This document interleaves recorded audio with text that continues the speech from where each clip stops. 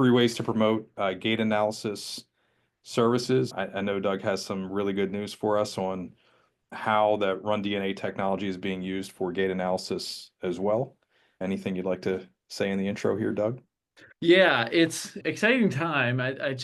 We are getting so many more people using gait analysis as just a part of things. And I have my soapbox of like, gait is the most functional thing that people do, but why are we not looking at it type thing? We're really seeing some growth. And as we're kind of wrapping up 2024 and seeing how people are growing with it, one of our key metrics that we look at is the number of gait analysis done each month by like our users, and we've 4x'd since last year, and we didn't 4x customers. So we're seeing just a rapid growth of like people really using gait analysis. So I'm excited for this because there's a ton of people out there, but how do we get those services out? So thank you for joining us just to talk about gait analysis services and how to promote it. So there's a poll popping up on your screen right now for gait analysis. You just heard Doug talk about 4xing the number of clients that they have using gait analysis. What are you doing today to promote and get more gait analysis clients? So a couple options on your screen: emailing your patient list, offering to existing clients, patients that are coming through, organic posts on social, screening nights, and also advertising.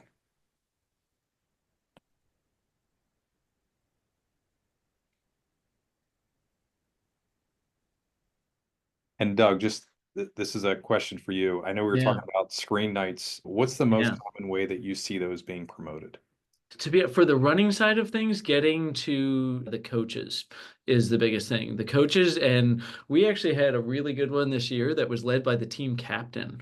We had a senior high school female cross country runner that was like, "Would you guys do this for our team?" And we had a ton of people show up. We converted almost everyone into patients basically, and it was the captain coming to us because they had followed us on social and had been a past patient. So, but getting to the like key opinion leaders and getting to the coaches is a great way to get people coming in the door. Very good. So sounds like a warm third party referral. Yes. Best one. Yep. Great. So if you haven't answered the poll yet, we'll give you another 5, 4, 3, 2, 1. All right. And then okay, the results are in. We have 32% emailing the patient list, 64% offering to existing patients, clients, 36% doing organic posts, 9% doing screen nights, Mm. and 36% doing advertising. Very good. Okay, that's interesting. Not as much of the screen night there. Yeah. So this is tricky, and Yeah. I didn't think about this yesterday, but I thought about it this morning. The screen night is a conversion mechanism, Yeah. more so than a marketing channel. The other four are marketing channels. So, That I makes yeah, might have yeah. Don't worry, I did the same thing at PPS last year where yeah. I threw in workshops and immediate question. But anyhow, and then for this one, you can respond in the chat. And as we go through here, if you have a question for Doug or myself, you can write it in there's a chat icon. You can write it in there. What's the best thing, the most successful thing that you've done to promote your gait analysis or your RunDNA services?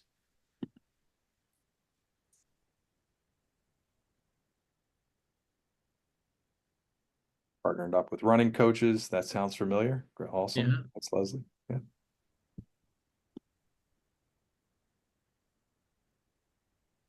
Social media. And Emily, just a follow-up question for you. What type of posts are you doing? Are you doing like value add posts where it's, maybe an exercise or a common problem or a tips, tricks, guidelines? What are you doing there? What's up, Brian?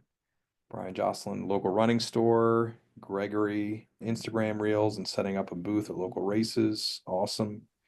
From Mm. Vicky, offering run clinics and introducing gait analysis. Christina developed a very close relationship with a run specialty store. Very good.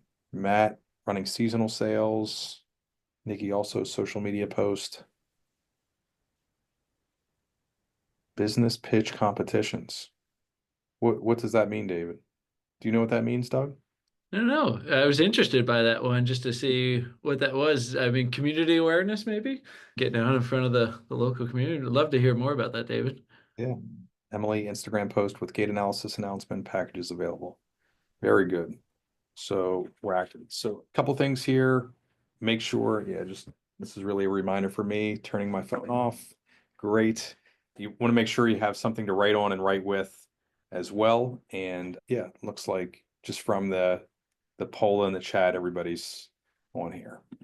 So again, we're going to be going through the three most successful ways to promote your services right now. You're in the right place if you want to help more people. You want to increase your revenue per visit. We're going to talk about the math behind that here in a second. You want to increase your profitability and practice value. You want to stand out and differentiate yourself from others in your area, and you want to attract more patients willing to pay for your RunDNA assessments and services, including gait analysis. In our time together here, we'll cover, why gait analysis, common barriers and pitfalls to generating revenue, three strategies for promoting your gait analysis service, and then a blueprint for practice profitability, including your gait analysis services. So a little bit of what's going on in the marketplace right now. You might have seen this before, but I went to cms.gov. You can print this out yourself. The blue line is the physician fee schedule, the conversion factor that, and I'm going to assume most of us are physical therapists here, or we're in conservative care, PT, chiro, OT, speech. Yeah, so this blue line is what the physician fee schedule, and it really dictates how much we're reimbursed for from our Medicare services, treatment services to Medicare patients. So from 2008 to 2025, are we going up, staying the same, or going down? And there's a 16% reduction, including the 2% plus decrease that we're about to get here in a couple weeks. So 16% reduction in reimbursement for services. This does not include the 15% reduction for PTA and CODA services. The green line is the CPI index, so inflation. Our cost to provide care have since 2019 have increased 32.5%. So back in 2014, 2015, we had started talking about within private practice that there may come a day when providing insurance visits and simply relying on that we were going to reach a point where there was no profitability and it was a break even, and that the only practices that were going to survive had back end services. And Doug, I'll break out the good news right now. So you and I talked yesterday. I then went to our clinical directors with our 6 practices and our partners, and I said, hey, had a really good call with Doug Adams. We're about to do a webinar tomorrow, and where do we want to roll this out? I know we have some therapists who are very interested in running, and we have 8 clinicians that raised their hand within the last, whatever it was, 12 hours since we talked, 12, 24 Great. hours. Yeah, it's a very real need here. Many therapists want to be more valuable in the marketplace. If we're relying solely on insurance reimbursements, that's nearly impossible to make happen. And the cost of our degrees have gone up, and it's a pretty brutal situation that's happening here. The first part of that's great news. The second part, I like the willingness to do the gate. The brutal aspect isn't the great news, but I like the good news on top of that. Yeah. Well, I mean, let's talk that through. So some of those therapists that indicated interest are, a year or two out of school. Mm-hmm. They've just paid $250,000 to $350,000 for their DPT degree, right? And now they want to be more valuable in the marketplace in a situation where, we're 40, 50% Medicare in most of our offices, right? So that we're on a downward trend. They want to be more valuable. And how can they be more valuable? Well, they can't crank out more volume, right? It's not 97 anymore where a therapist see 400 visits in a week or whatever is happening, right? So, we think through, do you want to be worth $80 an hour or $100 an hour in terms of providing a one-on-one therapist visit, under the typical model, or would you rather be worth $300 an hour? And maybe you can comment on that, just, with what you're doing in your clinic, Doug, and Yeah. also many of the people here, how you can choose to increase your value in the marketplace by going with gait analysis or RunDNA. Yeah, exactly. I mean, thinking about what is your time worth, and as a business owner, or even we're all business owners in my mind, right? We're all running our own personal brand with this. So whether you own your own business or you are your product or service, you want to value your time, and that's the most valuable thing that you can do. And as you look at this and see ways that you can increase that rate, we have to think about adding on things that provide more value. So we think about somebody that is, contrasting somebody that busts out a phone and looks at somebody or just watches somebody walk and watches somebody run and say, I think I see this, or I think I see that. We're not providing a ton of value to them. So if you want your hourly rate to go up, you have to increase the value that you provide. And at our clinic, and what we see here, when we offer two different types of gait analysis. We have our screen sessions, which are 15-minute sessions that are $100. And that's the quick check. So if you were doing those, and if you're doing 4 in an hour, like we do on screen nights and do those things, you're making $400 an hour. You can do as low as $50 for one of those sessions, and you're still making 200, which kind of lands you right in between at that $300 an hour if you're $75 for one of those gait screens.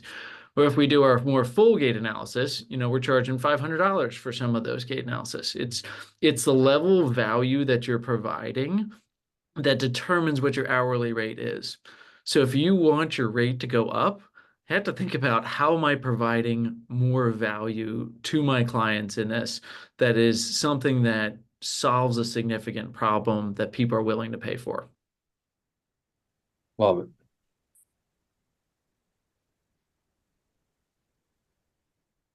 So with this, when we talk about this specifically for gait analysis, we're thinking, okay, hey, this is a huge market. There's 50 million runners. And Nancy just asked you, what types of patients are you marketing the gait analysis to, right? It should be all patients, right? We see that there are 50 million runners with more than, I think it's the actual numbers, 82% of runners injured at any given time, or and during the year, and 50% injured at any given time. So that's a lot of people that are dealing with running injuries, and they're looking for somebody to help them with the problem. On the walking side, now what we see here, Chad, if you want to go to the next slide, we see that walking is even more of a problem, where we had 50 million runners, but we have 100 million people that walk for fitness. And then just consider the people that walk for life. We're looking at approximately 300 million in the United States there that are walking. But that doesn't mean that they're doing it well, right? And gait is one of these things. I'm going to go off on a little soapbox here, that I think gait is one of the most functional expressions of our movement capabilities that we have. And I'm preaching to the choir with this group, because I know a lot of you're doing gait analysis and things like that. So use this as language that you express to your patients, and how we kind of talk about some of these things. But gait is essential. It is that expression of how we move, but it can be very dangerous. What we're seeing in this study here is that gait deficits are common and very deadly, where the group that's around 65, 1 in 4, a little bit more than that, are falling each year. And it accounts for 55.8% of accidental deaths. So that's a really high number of people that are falling at a relatively young age that are causing serious issues. When it gets even older here, we're seeing it's almost, by 85, it's almost 1 out of 2 people are reporting falls each year.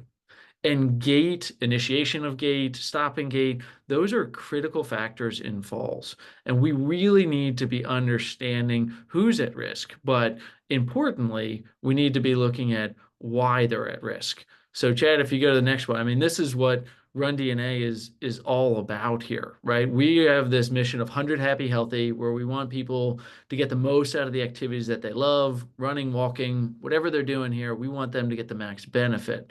And we do that through our education and technology.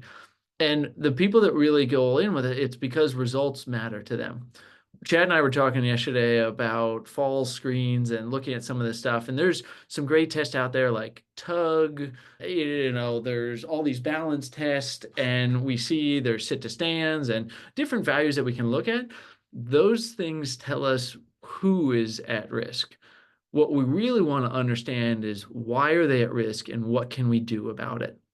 So if you value results for your clients, for your business, then you need to be able to utilize your time best by being efficient with your time and providing a lot of value here. So that's really what we have looked to design and do. And not a lot of people that aren't familiar with it, but Chad, if you show the video of it, one of the things that we've seen is we're down to seeing that it's about a 4 minute or less process to do some of these gait analysis where we're able to get data. And we get a ton of value and data out of this here, where the markers are placed on. We're able to get reports instantly and kind of see for all of those on here that are existing users. You've probably seen that we now have the new walking score, which I am super thrilled about. It's working great. We're thrilled with the new score. And now I officially finished the running score, and it's in the development phase of incorporating it into the software.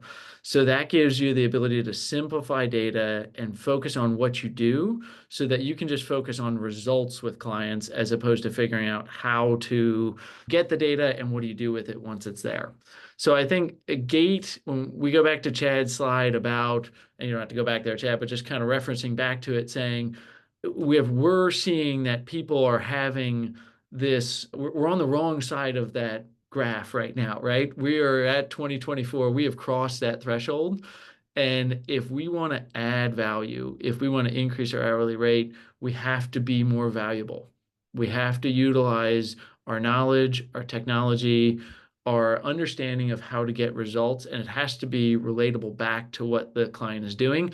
And I'm biased 100%, but I don't see any better way to do that than Gait. It is something that people do every day, and it's something that we really should be the experts and leaders on. So that's my soapbox about Gait there. So, and I think this is why we're so excited for this, because it is not always the standard, unfortunately. I'll fully acknowledge this. This is not being done everywhere. So it's on this group here, the people on this webinar, to get the message out. And that's what, I can do the Gait. Chad is great at getting the message out. And that's why we're really excited for this, because we have to get people aware of this and we have to make sure that people understand the value that's there. And you have to know how to express that value so that you can provide that great service. Awesome. Thanks for that, Doug. I want to button a couple things up here and Yeah. Nancy's question as well. So what type of patients are you marketing the gait analysis for? Just to be clear, it sounds like anybody that is walking and potentially has a deficit. Yes. I mean, I would go back to a few years ago. I think it was 2016, 2017 with Medicare, CMS. We were all doing the PQRSI, I think is something like that, Mm-hmm. right? Where Yeah. and I think I had shared with you yesterday, we brought in Sue Whitney. She trained all of our clinicians to do 3 tests. You mentioned them, time up and go. I think it was gait speed and maybe a 5 times sit to stand. And then Mm-hmm. we were using those to flag who could potentially benefit from gait training and addressing their balance issues, even though they might be in for their cervical spine or a shoulder issue or whatever it might be, right? So this, and if I think to back when I was treating as a clinician doing the PQRS, again, I forget what it was called. But when we were doing that, it didn't necessarily tell me exactly what to address. It was just a flag that this person is at a risk for falling. So now Yep. with the gait analysis that you have, it's telling you exactly what the deficit is, whether it's a hip flexion issue or an ankle mobility issue, and then I can better tailor my treatment program to address that, and then probably get the person on the treadmill fairly quickly again and make sure that we're making those meaningful changes. Exactly. Yeah. That's great. And I know when you were at one of our the breakthrough boot camp events, and when you hooked me up again, I think we did the whole thing. It was right here in Harrisburg. I think we did it. Yeah. Yeah. And when you did like a pre-test, post-test, so did the analysis, I think you had me do one corrective exercise and then retested me and Yeah. showed me how quickly my running efficiency improved. And I forget what it was. I think it went from like 6 miles to 8 miles or something like that in terms of, yeah, just improved endurance and less stress on my body just by going through one corrective exercise. So you were pinpointing exactly what to do. And I think the world needs to know that, right? Yeah. Any Yep. one of us as a therapist, as a clinician, we could go to Costco, Target, Walmart, watch people walk around. A lot of the country needs help in walking better, would be my guess. Does that answer your question, Nancy? Oh, There you go. Perfect. Yeah. oh, good. Great. Yeah. So as you alluded to here, Doug, RunDNA, the team at RunDNA and Breakthrough, we started working together, collaborating together to promote. We think the RunDNA and gait analysis technology is wonderful. The world needs it. Now, how do we educate the world in terms of getting more people into your clinics so that you're using the technology that you have? At Breakthrough, we've been doing private practice marketing for the last 10, 12 years now. I know last year we sent over 8 million emails on behalf of owners, the owners that we work with within Breakthrough. The big thing here to know is we have a lot of data. So like many of you, I am not a technically savvy clinician. And really how Breakthrough was formed is I met Carl Mattiola, who's at the top of your screen there above the founded in 2015. At the time we met in November of 2012, Carl was the head of online sales at Tesla. He was hired by Elon Musk to figure out how to sell an EV with an email campaign and a landing page. And they did that. You can read about them online. And when we first talked, when we first met, he said, "What are you trying to solve?" And I said, "Well, I'm doing well promoting workshops offline with legacy media. I'm over $100,000 now and a lot of time that I've wasted trying to figure out how to promote this online." And he said, "Yeah, just give it to me. I'll handle it this weekend." He ran some online advertising and we ended up with like 30 plus people registering for our event in like 2 days. And I was like, oh, that humbled, tail between my legs. But yes, please, let's figure out how to make this work together. So yeah, email, online advertising, really what we specialize in is educating the public. When we're thinking about this, anytime that you have cash-based service, something that is unique in the marketplace where you're accepting cash rather than insurance, there are three big barriers that we see. The first is staff buy-in. So I mean, I already shared my good news. So, for us, the buy, like our team gets it right away. They understand. When Doug was here, in Harrisburg and at our other events, our clinicians saw it right away.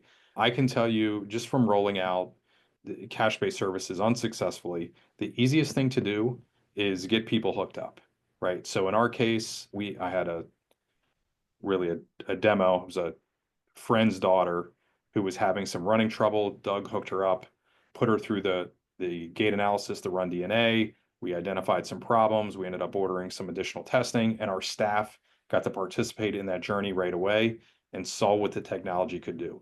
Get your staff in the shorts, get them hooked up, right? Have them go through an analysis, take a look at Debbie at the front counter and see how she's walking. Do it for everybody, but a live demonstration is really key. Is there anything else that you as an owner are doing to improve staff buy-in, increase staff buy-in? You can just write it in the chat. Would love to hear from you. The second big pitfall that we hear is inconsistent marketing. And the timing's ideal here. So, we're coming up on the end of the year. It's the perfect time. And I have two annual meetings that are this week, one on Thursday, one on Friday, where we're thinking through this. So we take a look at all the data for our practices over the last 12 months. What happened? Where did we get our new patients from? And we break it down into 5 categories. I'll share it here with you in a second. And then we take a look, okay, for next year, what do we need to do to have consistency coming into a consistent flow of new patients? So we're averaging about 400 new patients a month right now into our offices. So we have to plan on a lot of consistent outflow. So we think through, okay, we want reactivations. What are we doing for our past patient reactivations? That might include a direct mail piece. It might include we send out 2 email campaigns every single month. Now we're doing text campaigns as well. So we'll line up that consistent outflow for our marketing. It is an error, right, for us for our RunDNA gait analysis, for anything else that we're doing, for us to think it's just going to happen, right? Oh, we have lots of past patients. We're just going to provide high quality of care and rely on word of mouth referral, and we'll continue to grow. We've noticed over the last 21 years in private practice, the more that we focus on and plan our consistent outflow, then we have that consistent inflow of patients. And I'll share with you how we break that down into 5 categories. Oh, lots of feedback here. Let me catch up. All right, solo practitioner, so I'm all in. Oh, excellent. Rick says the same. David says sharing surveys to the staff that conveys ROI in a very simple way. Nikki, solo, but want to hire early in 2025. Excellent. Tanya, another call with me. Great. Welcome. Offering staff members 10% of cost as incentive to drive business. That's great. And just out of curiosity, do you do that, Doug? Do you have incentive for your team members? My staff is entirely commission based. So they are all in on pushing premium services. Wow. I admire you. That's awesome. It Sounds like it's working. works. Yeah. Yeah. And I just out of curiosity, when we were talking yesterday, Doug, you said that your treatment plan acceptance or your diagnostic rate is nearly 100%, if not 100%. Yeah. What about for your other clinicians? Same. Yeah. When we do screens, we do all of those things. The only time it doesn't convert is if we refer somebody out because they need further like medical images or procedures or something, if we suspect that there's something else going on other than what they initially came in for. Well, that's very reasonable. Yeah. Yes. Okay. Yeah. Awesome. So that's the bar that we all have to strive for everybody that's on the call here. Awesome. Rick, if I hired staff, it would be specifically for practitioners interested in the concept of measuring motion performance as an arm of the practice. Great.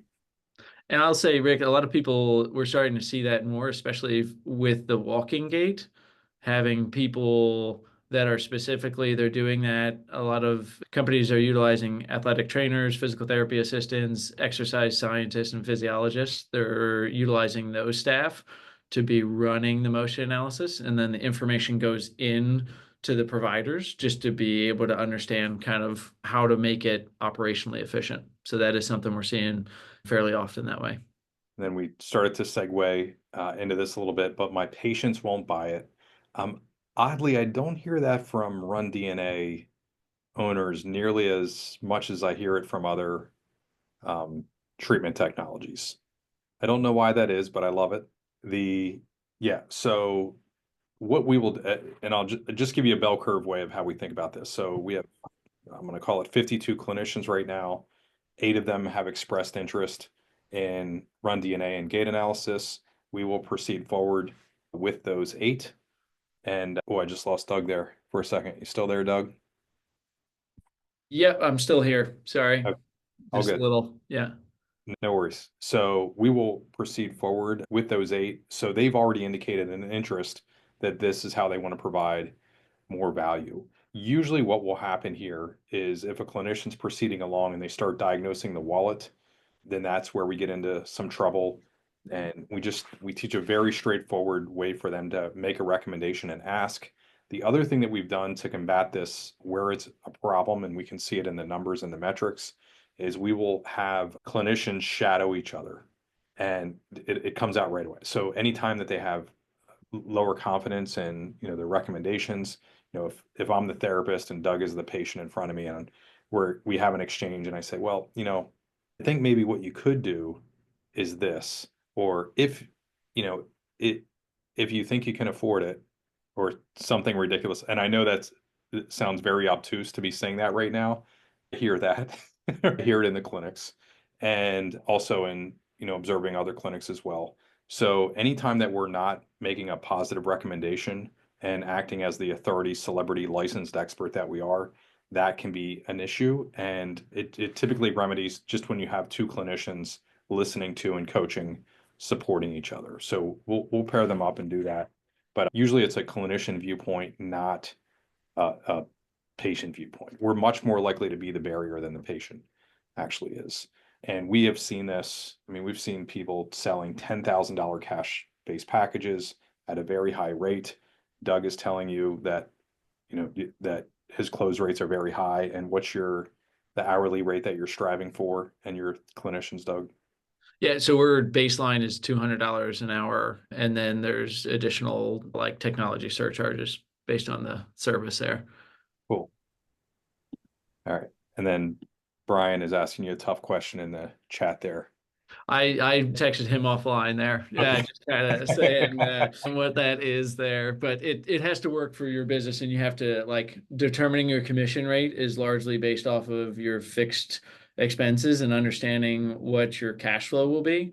So you have to really understand how to manage cash flows successfully before you can figure out that rate of there. And it's always balancing your fixed cost and variable cost to your salaries and commissions there. Yeah. Awesome. You didn't want to give a range of like 30 to 60%. That's a pretty big range here. It's no, it's in the like 40 to 45 range there. Okay, great. Yeah. Um, we're going to get into the three ways right now. Number one, and many of you are doing this already, is incorporate gait analysis into your practice. I would perceive that the same way that if you were doing the PQRSI years ago, that you're doing the same thing. So anybody that comes through and they are walking, I'd be getting them on that gait analysis. I mean, I couldn't think of a reason not to do that. Any objections there? No, I think it's an interesting one. I think sometimes this is the most obvious one, but sometimes I don't think it's the most comfortable one for people. To be honest with you, I'd love your thoughts on like how do you get staff buy-in for something like that? How do you like you had 8 people raise their hands and say like this is great, but how do you get your other clinicians to just step up and say, yeah, you know what? A standard operating procedure is that if you're a diagnosis code lumbar spine and down, you get a gait analysis. That's just part of our practice. So I don't force it. And this is just maybe the management journey that I've been Yeah. on. I know think about typically what we do as owners, Doug, is we go to the outliers, the underperformers, and we spend the vast majority of their time trying to coach and support them, right? What I've learned to do over time is I focus on the ones that want to provide the most value and coach and Mhm. support them as much as possible. So Yeah. that when the underperformer steps forward and says, "Hey, how can I take on more responsibility, get a raise?" I can turn around and say, "Well, here's what Alicia did with, RunDNA and gait analysis.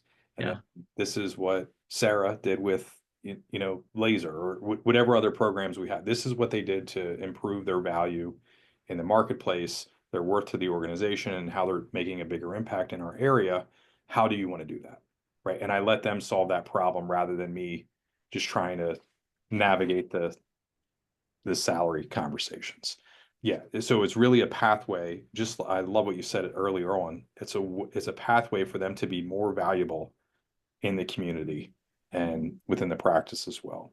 So yeah, it's the lowest hanging fruit is the existing patient flow. I'll add one more thing. Every one of our clinicians has a weekly meeting with a director. So the director will bring it up. Yeah. Hey, I saw, you're certified in this now, you can do this. How many people did you have come through this week you did a gait analysis on? Right. And just keep attention on it. You're probably doing something similar within your Mhm. practice. If you have other clinicians, you're doing weekly rounds or, weekly one-on-one, something like that. You're just making that part of the meeting. So lots that we can do here. Yeah, promotion channels, we will, and we do the same thing. Yeah, whether we're rolling out a hyperbaric oxygen therapy program or whatever we're doing, we'll have flyers up everywhere. The staff will be educated. All the staff will be educated. We'll make it available to everybody, and then some will pursue to, be more involved there as well. This other one, Doug and I were talking about this yesterday, new patient email sequence, an absolute, it's one thing to ask a patient or to, offer it to a patient. It's another one when the patient is requesting, hey, can we do the gait analysis? So we have built out new patient sequences in the past here at Breakthrough, which is, you get an email on day one. Doug, you came in to, today was your first appointment. How did it go? And then you get another one 2 weeks into your care, and then another one of graduation day, and another one 2 months after graduation, and then 6 months after graduation. So you're following the person through their whole journey. That's called a new patient email sequence. We absolutely can write one and build one of those out for RunDNA and also the gait analysis as well. You can host events for existing patients. Three big ways that you could promote that. And this could be a gait analysis workshop, or I think you call it a screening night. Yep. Yeah. So you could, again, same thing here, live flyers. You can have your clinicians talk about it. You can send email campaigns around it, text campaigns. You can do social posts. You can also do direct mail around that. And the other thing that I would always offer, and it sounds like you have multiple offerings, the different price points. So how do you think about your pricing packages in terms of good, better, best, what you're recommending? So we have, yeah, there's basically three options, right? The screen is I'm curious about my gait. The full analysis is I need help, right? And then a follow-up gait analysis is like, how am I doing? Like, let's check up on this. So the screen or the kind of we call it, we've changed our language actually. We've started calling it a gait consult so that people understand really what they're going to get out of it. Because when you work with a business consultant, they're going to give you some options and highlight some things that you can do and understand what's going on, but they're not the ones that are like doing the work, right? They're consulting on it. So by calling it a consult, people tend to understand a little bit better what is involved. So that's we charge 100 for that. Our full gait analysis is a 90-minute service that we charge. Most clinicians here are 400 for that. I'm 500 if I do the gait analysis. And then a follow-up gait analysis is a 45-minute session that is $200. So you have multiple packages to offer. Yes. That's the key. Yeah. It's, and we a lot of times write out, I might have gotten this from you, I think. A lot of times we actually write out the plan of care at the initial one, and we are very price transparent when it comes to it. We say, I think that you're going to need this many PT visits, and you'll need a follow-up gait analysis, and you'll need, we can do a gait screen 6 months from now. So over the next 6 months, here's what you're going to spend. And a lot of times we'll just say, if you pay for it up front, I'll give you 10% off. Otherwise, we'll pay as you go. Great. Love it. The second big thing you can do is market to your past patient list. So you have active patients. That was big idea number one. Big idea number two is you can market to your past patients that you haven't seen in 6 months, 2 years, 4 years, whatever it might be. Using your patient list and keeping it warm by providing valuable content and making good offers, it's ultimately the number one most valuable asset in your practice when you do those things. You can have an offer. You can offer a consult, assessment, screening. You can offer an educational event, a voucher. Uh, the key thing that we see in email advertising over and over, regardless of how you're sending it out, if it's MailChimp or Constant Contact or you're working with Breakthrough, is first you provide goodwill, you deliver value, and then for people that interact with that goodwill and that value, then you make them an offer. So if you send out a video, somebody watches the video, and let's say it's 3 things you can do for knee pain that runners are doing for knee pain, right? Somebody clicks on that video and watches it. What do you likely know? They have knee pain, right? So then you make them an offer around whatever it is that valuable piece of content. This is the formula that works time and time again with an email. You're never going to burn your list out by providing a ton of goodwill, and you're not going to burn the list out by providing too many offers. At the same time, over years, as you add more and more people to your list, you're creating a ton of goodwill and content, valuable content, and amazing relationships within your patient list. So lots of ways that you can do this. You can do this with email, probably the most traditional way over the last 10 years. Text, we're doing a lot of testing right now in text, very promising. It's outperforming email, at least within our initial text campaigns. You can also do direct mail if you're old school like me. We use really a combination of all three of these in all of our offices, and we see other practices doing the same. The other thing to think about is when you're marketing to your past patient list, you can do one-to-one contact, right? So if I have a patient list of, let's say, 30,000 people, which I think is what our main office is at, and Doug is one of those people, I can reach out to Doug one-to-one via email, via text, or via direct mail. Or I could send out a newsletter that goes to 30,000 people, right? And Doug happens to be one of those recipients. So we can do it both ways. And again, I'd encourage you to do both. So most of our clinicians, we notice that if they have 8 individual contact points per week, and it can be email, text, direct mail, whatever they're comfortable with, that their schedule is going to be full. It's just a very, and it might be, somebody they saw 6 months ago, and it's a, quick little handwritten letter or an email or a text. Hey, Doug, this is Chad over at Madden PT. Haven't heard from you in the last 6 months. How are you doing? Something very simple like that is amazing for reactivations. You can, easily bridge over to gait analysis or running analysis or whatever it is based on Doug's response to that. Any comment on that, Doug? No, I think I like how you phrase it of like one to one and one to many. I think one of the best things that my practice does, Omega Project, on a regular basis is a weekly newsletter that we never miss. Like we never miss on that. It's Quick Tip Tuesday. It goes out on a consistent basis. I can't tell you how many times I reactivate somebody. Like, were you thinking about me when you wrote that letter?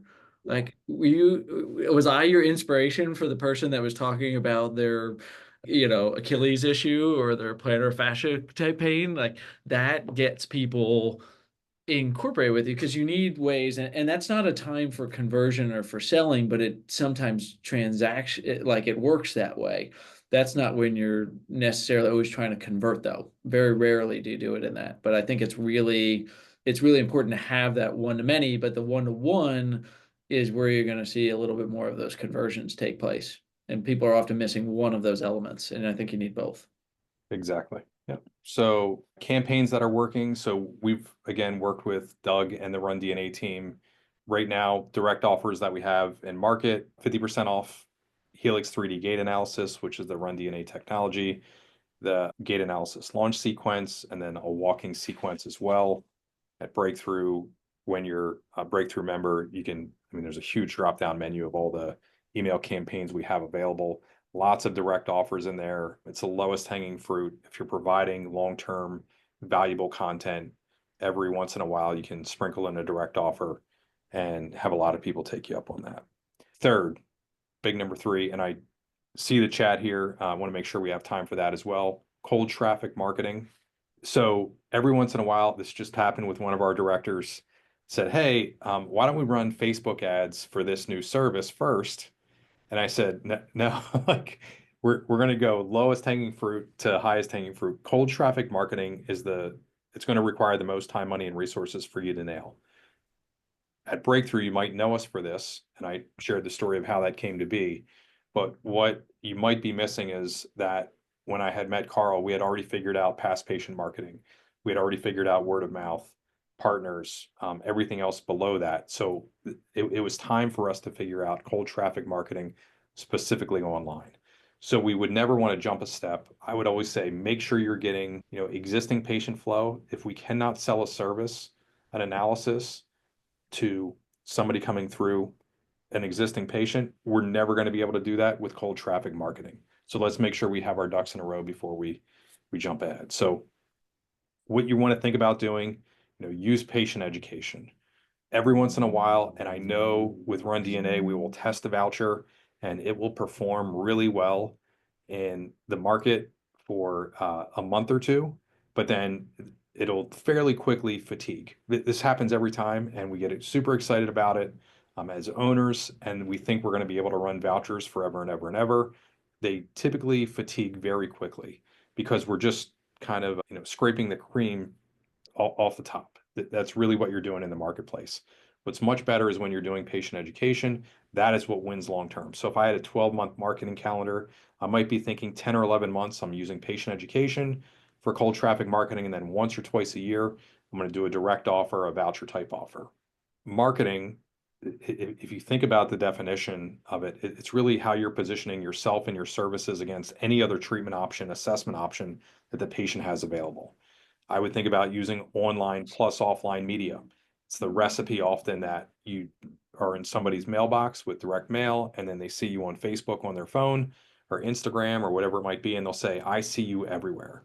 And it's because it's two different touch points that are not linked for them. Market message media match, I talk about that a lot. I mean, it's the biggest error that we see here. You really have to make sure those three things are aligned if you want to have successful cold traffic marketing. There's 5 levels of awareness just out of time. Really don't have too much. I'm not going to go to that in depth outside of your best bet for cold traffic marketing is going after people that are fairly high aware. You don't want to try to convince the person who can't walk to begin with or is having great trouble walking and they say they're fine, right? So they're not even aware of their problem or they have very low awareness or they're not willing to admit that they have a walking problem. That's not the person that you're going to have a lot of success targeting. It's better to go for the higher levels of awareness. So somebody who's a runner who all of a sudden their times are increasing and they don't want that and they have a 5K or a 10K or a marathon coming up, that person is acutely aware of what they have going on. That's more who you want to think about marketing to. Same thing even with Gait. And then direct response, anytime we're advertising online and we're, investing dollars for advertising, we always want to have an offer, a call to action that is very clear, and that person understands what they're signing up for. So when you have all three of these working for you in combination, in the end, you're going to be able to increase your practice profitability, generate more cash revenue, and do it faster, more quickly, easily attract patients willing to pay cash, differentiate your practice in the marketplace, stay top of mind with patients. By the way, the quick tip Tuesday, if you didn't write that down, that Doug shared, every single one of you should be doing that. Like, I mean, that's secret sauce stuff right there. And then help improve patient outcomes as well. Again, working with the RunDNA team, we have done for you marketing campaigns, marketing and sales training for you and your entire team. And then also with the breakthrough platform, you get the ROI insights and the reporting. One quick win here, Jordan Williams, owner in Colorado. Jordan has a cash-based practice. And yeah, I mean, he shared how they've implemented this. And I think he had some time constraints in launching this, but they're able to generate $2,000 a month in terms of implementing this primarily just with email and existing patient marketing. So pre-built campaigns for RunDNA, 50% off. Gait analysis is an offer that we have. Again, just to recap, the 3D gait analysis launch sequence and the walking sequence as well. I personally am going to be involved with our team over the next 6 months in building out more campaigns, which is one of the reasons that Doug and I were talking about getting this into our clinics and promoting it here. You're also going to get trained on how to increase profitability with cash-based services, how to market those cash-based services, how to package and sell, how to operationalize into your practice, make it part of your existing flow. Yeah, I mentioned the 5 new patient pathways. You can jot these down. This is how we think about it for our offices. Reactivations, lowest hanging fruit, cold traffic marketing, most time, money, and resources, lowest trust to begin with. And yeah, then the 3 in the middle are all referrals. Big picture, if we take a step back here, we're thinking about improving our profitability here in 2025. This is the system that we teach.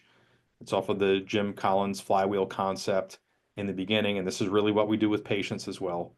But for most of us that are crunching numbers, trying to make ends meet, improve our profitability in a market where our reimbursements are going down, our costs are going up to provide care, the first thing that we have to do is audit. We have to look at what is happening with our revenue. And I don't mean looking at a dashboard of metrics in your EMR. There's a better way to do it, a more granular way to do it. We teach that in a course. That course is called Profitability Under Pressure. It's a program. We have another program, another class that's about to start here in a couple weeks. So we start with the audit. The second thing that we teach is a plan. Like, do you have an income expense margin plan that includes RunDNA and the gait analysis for 2025? Right? Every single one of us in the next few weeks should be formulating that plan. Mine's going to be Friday afternoon from 1 to 4. I'm going to sit down with our partners and we're going to build out our plan for 2025. The next thing that we have is strategies. At Breakthrough, we've identified 12 different strategies, 12 different profit levers that owners are using right now to improve their profitability, regardless of what's happening with Medicare, regardless of what's happening with inflation or our cost to provide care, salaries, et cetera. Then we implement, right? You put it into action, then you measure what happens, and then we update and repeat the process every 90 days. This is a system that once you learn it, you're going to carry it on every quarter for the rest of your private practice journey. And it's a way that you can get, 5% quarter over quarter growth. This is exactly what we did to grow 20% year over year, 7 years in a row. This exact system. Yeah, so we have the blueprint here. You get everything involved, including not only the information, you get 13 weekly implementation calls plus ongoing calls after that, but 13 weekly implementation calls focused on that flywheel. You also get the same exact marketing software that has the pre-built RunDNA campaigns and gait analysis campaigns. This is the same exact marketing software that we use in my private practice to generate 400 plus new patients in a month. It's for practice owners who want to increase profitability and revenue per visit. I mean, basically, we're looking to work with awesome practice owners that have a growth mindset and are engaged. And yeah, so there's a poll coming up on your screen right now. I want to make sure we have a couple minutes here for questions. If you're interested, for those of you interested in learning more about how you can increase profitability, learning about that flywheel system, that financial system, getting that into your practice here in 2025, you can just click yes on that poll, and one of our team members will follow up with you. Highly likely his name will be Morgan. Morgan's great. You'll love talking with him. He's on our team here. Chad, I just got to say, I think it's, I feel like everyone should reply yes to that, because I don't know anybody that's not interested in, increasing flexibility of time, increasing money, increasing autonomy. Like there's all these things that you can do. And like, stop me if this is too much information to share, but you and I chatted yesterday here, and something that you said kind of really was a revelation to me. How many clinics do you have? You've got Six. six? Yeah, you said 6 or 10, sorry. Six. Six Sorry. clinics, right? So we were chatting, and you told me yesterday that you have 3 full-time marketers for 6 clinics. Yeah. And I talk to big practices all the time. I talk to these people that they don't have any, or maybe somebody's doing it part-time or things like that. And I think it's really interesting that sometimes as physical therapists, we have this belief that if we offer a really good product, that it's just going to sell itself. And unfortunately, that's not true. That's not how the world works with some of these things. And investing in marketing, investing in this, like if you want growth, if you want help, if you want guidance, I think it's a huge thing, because you have to ask yourself, am I wanting to spend my time helping more clients? Am I wanting to spend my time marketing?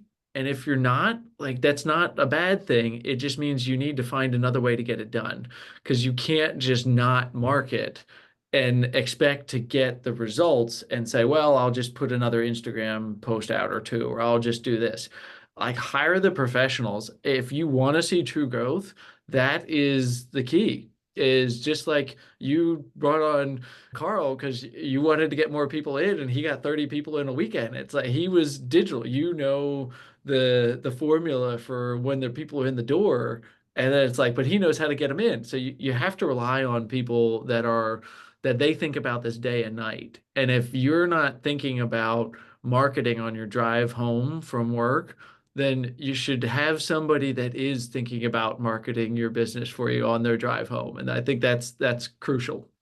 Yeah, that's great. Most of us deep down we say we want to work on our business more than we Yes. work in it. I see Lisa's comment here about being overworked, underpaid, and stressed out. Most of us have Yeah. that fear.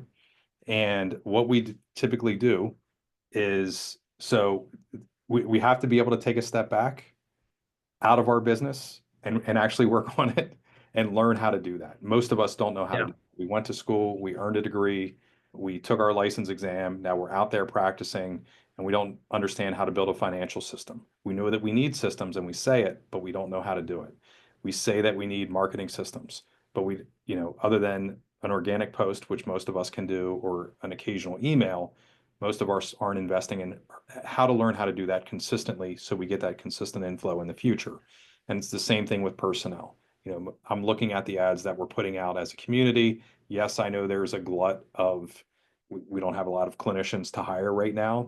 We're in an interesting employment cycle, but yeah, in taking the time out, the clinicians that go from solopreneur over to growing, whether it's having one other clinician or 100 other clinicians, you're going to have to build systems in place. That's exactly what we're doing here in the program. Again, these are the 6 steps that we go through.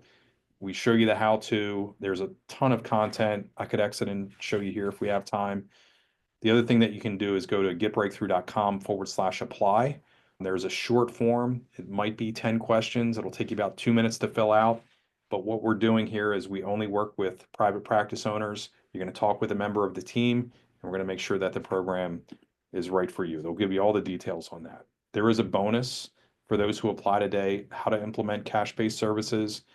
I get to cheat as a practice owner. I get to talk with hundreds of other owners, like we're going to do here again in Orlando. And I pull out the best practices and then we share them with you in terms of what is working in the marketplace today. Awesome. Thanks, Tanya. Very good. We do have time to catch up on questions here. And Yeah, I've been answering a couple kind of as we've been going, just trying to type some out here. I don't know if there's ones you want to kick off on, but a lot of people interested in the screens, it seems like, in the screening sessions and operating those. Like, yeah, what are you offering there? I do think like we're doing one, I'll just tell you kind of what we're doing now. So we on January 31st from 10 to 1, we're running free screens for high school kids. And this is something that we try to do once a quarter where we message the coaches. So I just sent a text to a couple of coaches. We sent a little sign up form. We said, great, here it is. It's free. What happens with those is most often not only do they become like one thing we've learned and one thing we've really seen, I want to share this part. If you're doing that for high school athletes, encourage or require the parent to come. The conversions are almost 100% if the parent is there. If the parent is not there, there's an extra layer of, I got to talk to my mom or dad, or like, I can't sign up for an appointment right now, or I can't do this. Having somebody there with them is a crucial piece of doing that. Because what also happens is the parents see it and they want to sign up for it themselves because most often they're like, oh, yeah, this looks cool. Like, you got this. I want to get this too. And they'll sign up for the $100 one or for the $500 one because their kid got it and they didn't get it. So you'd be like, hey, let's do a 2 for 1. Like, both come on in here. So having the parent is really important for that.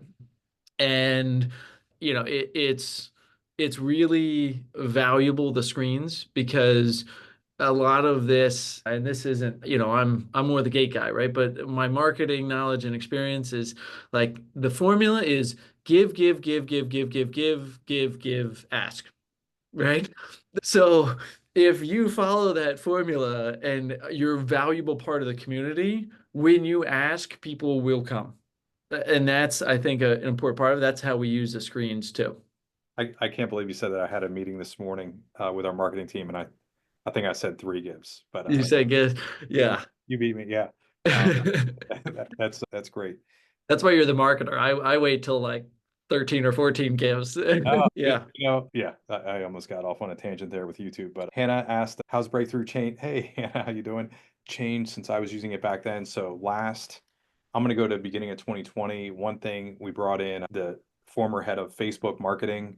Facebook, if you remember, in like 2019, 2020, 2021 was coming up under a lot of regulation pressure. That has subsided. Their whole platform has stabilized because now TikTok's the enemy, and that is a whole different user experience. So if you're talking about the Facebook, Instagram advertising, that has changed. I would say the volume of content and the amount of data that we have today is significantly better. The other thing that I'll show here, so this is just the one program that I had mentioned, the Profitability Under Pressure. There's a ton of content already in here. We teach this live, but It's for just about any area of practice growth. So it's more robust knowledge. We include finances, we include hiring, how, for example, how to use AI to write a hiring ad and separate yourself from other ads on Indeed. That's one. We do a lot around team building, and then obviously updated marketing as well. The other thing that our team did was pretty much take anything that we've taught here at Breakthrough over the last 10 years, updated it, and then I mean we just had a ton of content on cash-based services and conversions the whole way through, a lot more data, a lot more tracking. I mean, this might be overwhelming to look at right now, but it's really a better roadmap and more resources than we've had in the past. How much staff do you have at the screen sessions? Do you have someone setting up? Yeah, so Matt sessions are good, like technical questions about the screen. So typically, what we first started doing was we would have like stations, and that we used to do the runner readiness assessment. Like that was station one, and then station two was markers, and station three was gait. And so people were there for like 20 minutes or so. But now what we're seeing is we kind of run it just we have two providers per device. So we have two treadmills and we have two camera systems in our clinic just because we do these screen sessions often. And one clinician takes that person all the way through. So they put the markers on, then they put them on the treadmill, and then the next person, like we do a cue or two just to show them that it is possible to change their form. And we say like, hey, try cadence. And just the computer gives you what cue to use based off of the algorithm. So it tells you overstride or cadence. Okay, set the cadence to 5 to 10% higher and see how it feels. Try the cue that the computer suggests, and they're like, wow, that feels different. Like, okay, great, hop off now. And you start taking their markers off, and you say, okay, we have a gait retraining program. We typically find people need to have feedback within 7 to 10 days of trying this. Do you think that you'd be able to do this on your own, or would you want some guidance? And then that's using some motivational interviewing techniques to be able to say, hey, what happens if you don't change your form? They're like, I'm going to keep getting injured. Okay, so why don't we sign up a session? I want to get a session next week. You kind of feel what this is, play around with it for the first 5 minutes of your run, and then I want you to forget about it. But I'll get you on a full gait retraining plan. I want to look at the runner readiness assessment too, because I'm curious if we saw that when you changed your form, I didn't see as much change in this as I'd like. And I'm curious if your ankle might be stiff. So I'd like to do the runner readiness too. So come on back for a session here and kind of using all of the elements of the RunDNA ecosystem to leave some of those cliffhangers and to get them. Like that's why we see really high conversions, because they're like, oh yeah, like my ankle does get stiff sometime. How did you know that? Right. So that's how it really helps that way. Yeah, yeah. Here's my credit card. I'll get Yeah. it. Jazz in. Jazz in. That's great. Awesome. Hannah, thank you. Awesome. Yeah, while you're at that, yeah, great to see you again, Hannah. How about some love for Doug and hosting this in the chat? Thank you so much for doing this.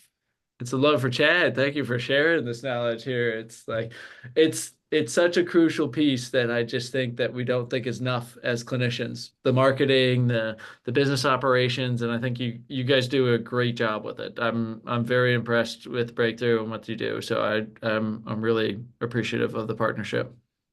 That feel I think at least when I came up, Doug, I think you and I've talked about this behind closed doors as well. Everything felt very siloed, Yes. and that is not a good way to think about things. It's all related. And, if we have amazing technology where we can provide the world like you do with RunDNA, and I've been super impressed with the technologies, not only with myself, but watching you use it with other people and other owners. We need to get the word out, educate the world, and provide the value that is deserving to the world and fix the healthcare system a little bit, which I didn't go off on that tangent. But thank you very much for doing this. And all of you that are private practice owners or clinicians in private practices, thank you for everything that you're doing as well. Thanks, Doug. Thank you all.